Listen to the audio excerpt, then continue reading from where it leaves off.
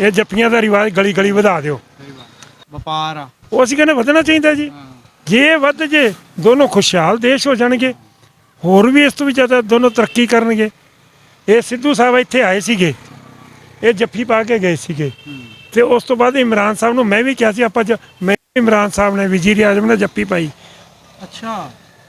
ਤੇ ਮੈਂ ਕਿਹਾ ਅਸੀਂ ਕਰਨ ਕੀ ਆਏ ਤਾਂ ਜੱਫੀਆਂ ਆਇਆ, ਤੇ ਅਸੀਂ ਹਰੇਕ ਜਿਹੜਾ ਵੀ ਇਹ ਭਰਾ ਸਾਨੂੰ ਮਿਲਦਾ ਨਾ ਹੱਥ ਮਿਲਾਉਂਦਾ ਪੁਲਿਸ ਅਫਸਰ ਜਾਂ, ਮੈਂ ਕਹਿੰਦਾ ਇਹ ਜੱਫੀਆਂ ਦਾ ਰਿਵਾਜ ਗਲੀ ਗਲੀ ਵਧਾ ਦਿਓ। ਤੁਸੀਂ ਵੀ ਚੈਨਲ ਦੇ ਰਾਹੀਂ ਜਿਹੜੇ ਵੀ ਭਰਾ ਆਉਂਦੇ ਨੇ ਪੰਜਾਬੀ, ਉਹਨਾਂ ਨੂੰ ਜੱਫੀਆਂ ਪਾਓ ਤੇ ਅੱਗੇ ਵਧਾਓ, ਇਹਨੂੰ ਇੱਕ ਰਵਾਇਤ ਬਣਾ ਦਿਓ।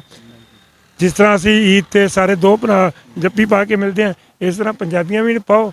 ਇੱਕ ਨਹੀਂ ਤਾਂ ਅੱਜ ਦੋਨੋਂ ਪਰਿਵਾਰ ਇਕੱਠੇ ਹੋਣਗੇ। ਆ ਵਾਗੇ ਤੇ ਜਿਹੜਾ ਲੱਤ ਦਾ ਮੁਕਾਬਲਾ ਚੱਲਦਾ ਉੱਪਰ ਥੱਲੇ ਕਰਨ ਵਾਲਾ, ਕਿਹੜਾ ਜੀ? ਆ ਜਿਹੜਾ ਪਰੇਡ ਸ਼ਾਮ ਨੂੰ ਹੁੰਦੀ ਆ, ਹਾਂਜੀ ਲੱਤ ਚੱਕਦੇ ਉੱਪਰ ਇੱਕ ਦੂਜੇ ਤੋਂ। ਭਾਜੀ ਇਸ ਵਾਸਤੇ ਪਤਾ ਗੱਲ ਕੀ ਹੈ, ਇਹ ਦੋਨਾਂ ਦੇਸ਼ਾਂ ਦੇ ਇੱਕ ਡਰਾਮੇਬਾਜ਼ੀ ਕਹਿ ਲਓ ਜਾਂ ਕੁਛ ਵੀ ਕਹਿ ਲਓ, ਮੈਂ ਕਿਸੇ ਬਾਰੇ ਵੀ ਕੁਛ ਨਹੀਂ ਕਹਿ ਸਕਦਾ ਗਾ। ਉਹਨਾਂ ਦਾ ਆਪਣਾ ਮਜ਼ਹਬ ਹੈ, ਇਹਨਾਂ ਦਾ ਆਪਣਾ ਮਜ਼ਹਬ ਹੈ, ਇਹ ਆਪਣੇ ਤਰੀਕੇ ਨਾਲ ਕਰਦੇ, ਉਹ ਟਾਈਮ ਆ ਨਹੀਂ ਗਿਆ ਵੀ ਇਹਦਾ ਫੈਸਲਾ ਹੋ ਜਾਣਾ ਚਾਹੀਦਾ ਵੀ ਲੱਤ ਉੱਚੀ ਕਿਹਦੀ ਜਾਂਦੀ। ਮੈਂ ਇਸ ਦੇ ਜੋ ਆਫ ਦੇ ਪੁੱਛੋਗੇ ਤਾਂ ਮੈਂ ਤੁਹਾਨੂੰ ਸਾਰਾ ਕੁਝ ਦੱਸ ਦਿਆਂਗਾ, ਤੇ ਜੇ ਮੋਬਾਈਲ ਤੇ ਕਰਾਂਗਾ ਤੇ ਮੈਂ ਘਰ ਨਹੀਂ ਜਾ ਸਕਾਂਗਾ, ਕਿਤੇ ਹੋਰ ਚਲਾ ਜਾਵਾਂਗਾ।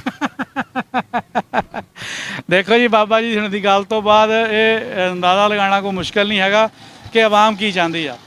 ਆਵਾਮ ਪਿਆਰ ਚਾਹੁੰਦੀ ਆ, ਆਵਾਮ ਮਿਲਣਾ ਚਾਹੁੰਦੀ ਆ, ਆਵਾਮ ਇੱਕ ਦੂਜੇ ਕੋ ਆਣਾ ਜਾਣਾ ਚਾਹੁੰਦੀ ਆ। ਬਸ ਆਵਾਮ ਤਾਂ ਚਾਹੁੰਦੀ। ਜਾਂਦੇ ਜਾਂਦੇ ਕੋਈ ਆਪਣਾ ਸੁਨੇਹਾ, ਕੋਈ ਪੈਗਾਮ? ਨਹੀਂ, ਅਸੀਂ ਤਾਂ ਦੇਖੋ ਜੀ ਦੋਨਾਂ ਭਰਾਵਾਂ ਨੂੰ ਕਹਿੰਦੇ ਕਿ ਸ਼ਾਂਤੀ ਬਣਾ ਕੇ ਰੱਖੋ, ਸ਼ਾਂਤੀ ਜੀਵੇ। ਇਹ ਧਰਮ ਦਾ ਜਿਹੜਾ ਰਸਤਾ ਹੈ, ਧਰਮ ਇੱਕ ਐਸੀ ਚੀਜ਼ ਹੈ, ਧਰਮ ਦੇ ਉੱਤੇ ਰਸਤੇ ਤੇ ਚੱਲੋਗੇ ਨਾ ਤੇ ਕਾਮਯਾਬੀਆਂ ਮਿਲਣਗੀਆਂ, ਪਰ ਅਸੀਂ ਧਰਮ ਤੇ ਚੱਲਦੇ ਨਹੀਂ, ਧਰਮ ਦੇ ਨਾਮ ਤੇ ਲੜਦੇ ਜ਼ਰੂਰ ਹਾਂ।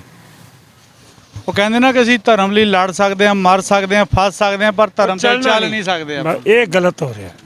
ਜਿਸ ਦਿਨ ਇਸ ਤੇ ਅਸੀਂ ਪੱਕੇ ਹੋ ਜਾਾਂਗੇ ਤੇ ਮੈਂ ਕਹਿੰਦਾ ਸਾਡੇ ਵਗੈਰਾ ਲਹਿਰਾਂ ਪਿਆਰ ਮੁਹੱਬਤ ਵੱਧ ਜਾਣਾ, ਨਫ਼ਰਤ